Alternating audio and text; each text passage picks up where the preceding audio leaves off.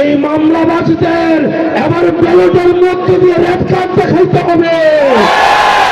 আজকের মামলাবাজ আগামী দিনের টেন্ডারবাজ, পরশু দিনের চাঁদাবাজ।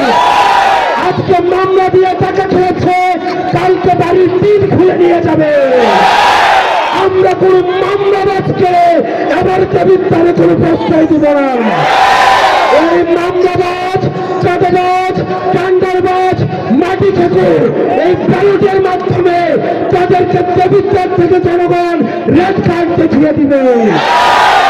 আমরা প্রয়োজনে 10টা ভোট পাবো, কিন্তু চাঁদাবাজদের বিরুদ্ধে আমাদের লড়াই থাকবে। আমরা প্রয়োজনে 300 ভোট পাবো, কিন্তু চাঁদাবাজদের কাছে কখনোই মাথা নত করবো না। আমরা চাঁদাবাজদেরকে নির্মূল করে না পর্যন্ত পবিত্র আমাদের লড়াই অব্যাহত থাকবে।